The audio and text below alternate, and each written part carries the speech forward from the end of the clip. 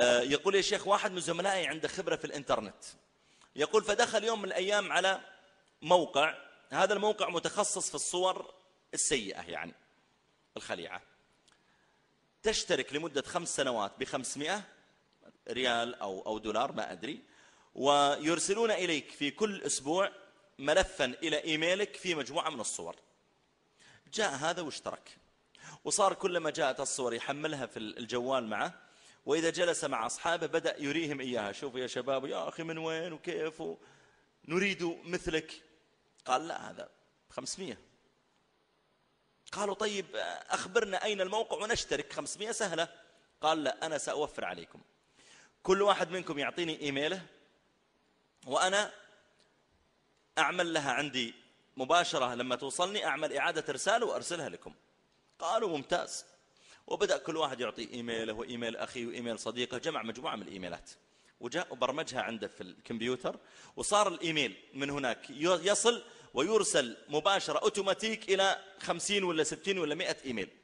كلما جلس معهم فإذا هو قد فتح القدس، كل ما جلس يا أخي ما شاء الله عليك، والله الصور رائعة هذا الأسبوع وكيف وعملت، وفرحان. مضى 6 أشهر وقع عليه حادث ومات. يقول صاحبي يا شيخ صلينا على الرجل ودفناه، ثم أقبلت وفتحت الإيميل عندي فإذا فيه رسالة منه جديدة.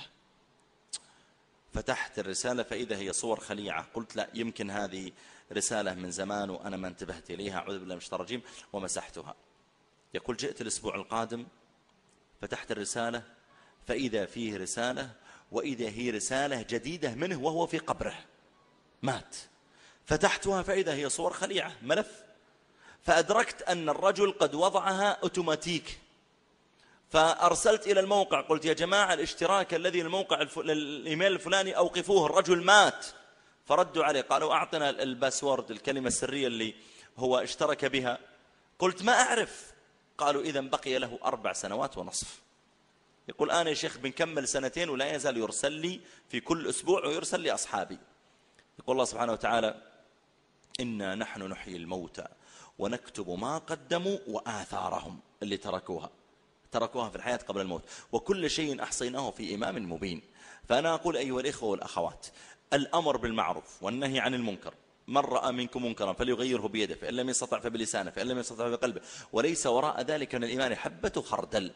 وسبب اللعنة التي تنزل بالأمم تركهم الأمر بالمعروف والنهي عن المنكر. يجب عليك لتضع بصمة في الإسلام، إنسان عنده معصية على الأقل يا أخي لو بلسانك، لو تقول يا أخي اتق الله، يا أخي امسح الصور اللي في جوالك، يا أخي اتق الله. كلنا نقدر نكون علاقات مع بنات، لكن يا أخي حرام ترضى لأختك، ترضى لأعمتك، ترضى لأمك، اتق الله في نفسك. على الأقل بصمتك في الإسلام يا أخي أنك تأمر بالمعروف وتنهى عن المنكر.